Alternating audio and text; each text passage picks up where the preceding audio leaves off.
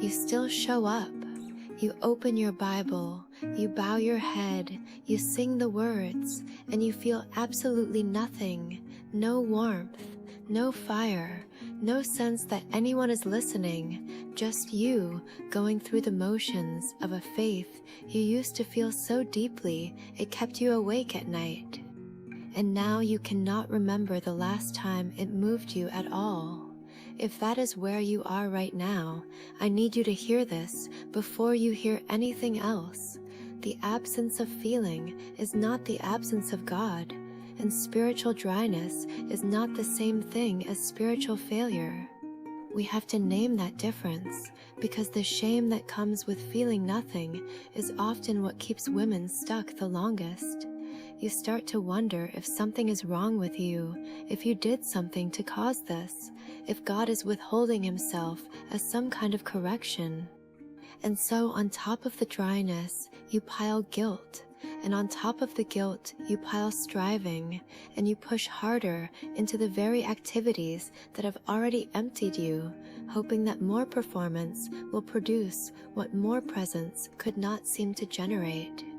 That cycle will wear you down to the bone, and it is built on a false premise.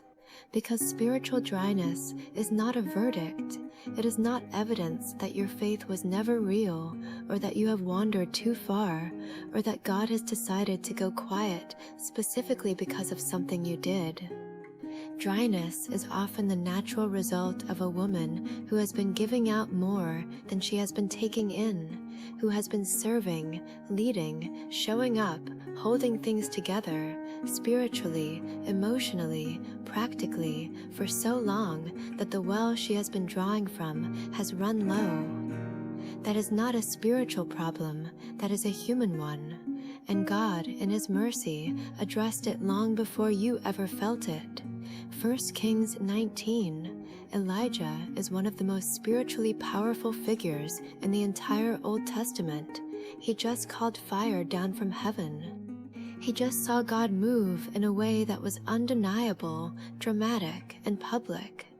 And then Jezebel sends him a single threatening message, and he runs. He runs into the wilderness, collapses under a tree, and says to God, I have had enough. He is not just tired, he is done. He wants to die.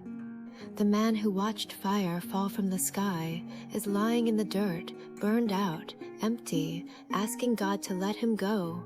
And what does God do? He does not rebuke him. He does not deliver a sermon. He does not hand him a new assignment. He sends an angel who touches him gently and says, Arise and eat. There is a cake baked on hot coals and a jar of water. Elijah eats. He goes back to sleep.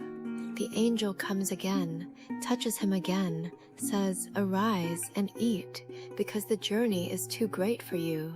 Eat and rest. God's first response to the burned-out prophet is not a word, it is a meal and a nap. Let that sit with you. The God of the universe looked at Elijah in his exhaustion and said, You need rest before you need revelation. You need to be cared for before you can receive a new direction.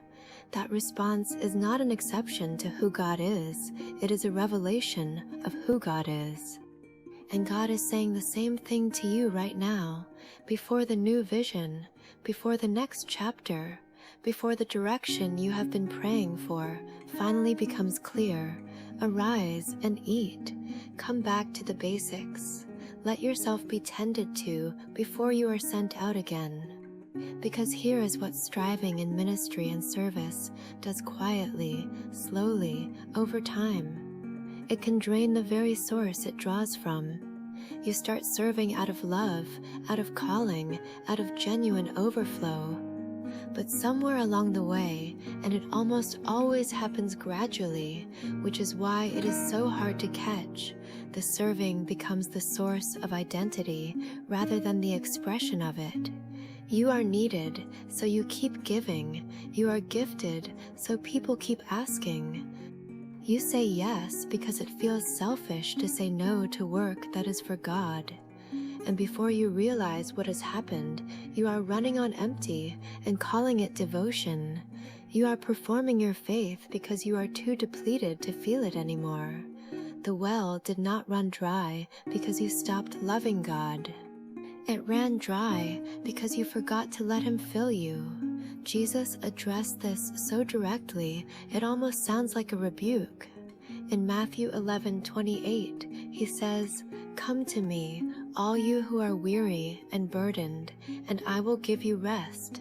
Not come to me with your output, not come to me when you have something to offer. Come to me weary, come to me empty, come to me burned out and dry and going through the motions. Come as you are right now. That invitation is not for a version of you that has it together. It is for the version of you who is lying under the tree, asking God if it is okay to just stop. So here is what I want to give you today, and it is not another thing to add to your list. It is permission. Permission to slow down, permission to set down some of what you have been carrying in the name of calling. Permission to return to the simplest version of your faith, the quiet, unhurried, one-on-one version that existed before you had a role to play and an output to produce. The version where you were not teaching, leading, organizing, or serving. You were just a daughter, sitting with her father, letting him speak. You do not have to feel anything right now for that to be real. The disciples fell asleep in Gethsemane. Thomas doubted out loud. Peter denied and wept and still became the rock the church was built on. Feeling nothing does not disqualify you from the nearness of God. It just means you are human and you have been carrying more than you were designed to carry alone. And here is the thing about rekindling. You cannot manufacture it. You cannot produce spiritual fire through discipline alone, through more Bible plans, or more commitments, or more service. Fire only comes from one source, and that source is not your effort, it is His presence. Psalm 23 does not say the Lord is my shepherd, therefore I shall push through. It says, He makes me lie down in green pastures. He leads me beside still waters. He restores my soul. The restoration is His work.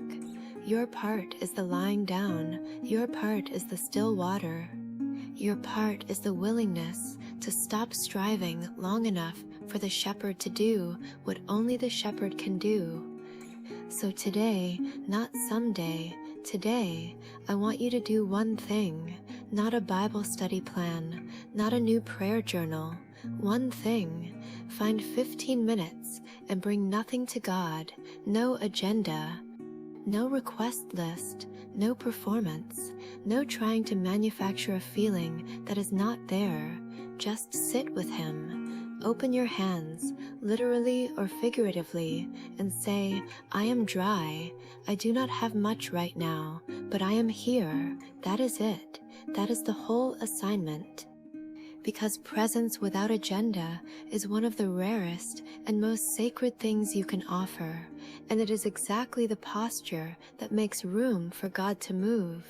Not the striving, the stillness, not the output, the offering of your empty hands. You are not failing, you are not forgotten. You are not too far gone for the fire to come back. You are Elijah under the tree, and the angel has already been sent. Arise and eat. The journey is not over. God is not finished with you. He is just asking you to let Him tend to you first.